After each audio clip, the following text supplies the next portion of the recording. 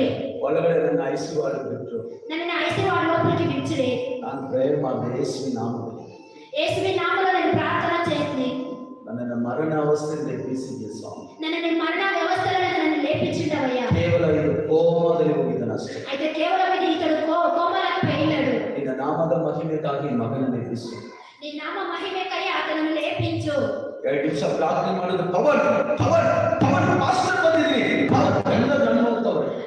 ಇದೇ ಶಬ್ದ ಪವನ್ ಪವನ್ ಅಂತ నేను లేపిಸ್ತೀನಿ. ಕೆನ್ನೆಗೆ ಹೊಡಿತಾ ಇದೀನಿ. ಪವನ್ ಪವನ್ ಪವನ್ ಅಂತ ಹೊಡಿತಾ. ಚಂಪುಗೆ ಕೈತಾ ఉన్నాడు ಪವನ್ ಪವನ್ అని. ಕೈ ಹಿಡಿತಾ ಇದೀನಿ. ಪವನ್ ಮಾಸ್ಟರ್ ಬಂದಿದ್ರಿ. ಎದ್ದೋಡು ಎದ್ದೋಡು. ಆ ಕೈ ಹಿಡಿದು చెప్తున్నాడు పాస్టర్ వచ్చాడు లేపోని.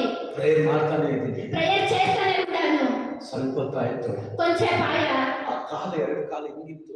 2 కాళ్ళు నీకు అగలంగా ఉంటాయి. 2-3 ಸರಿ ಕಾಲು ಹಿಂಗಿಂದ 2 సార్లు కాళ్ళు కదిపించా. ಆಚೆ ಬಂದೆ.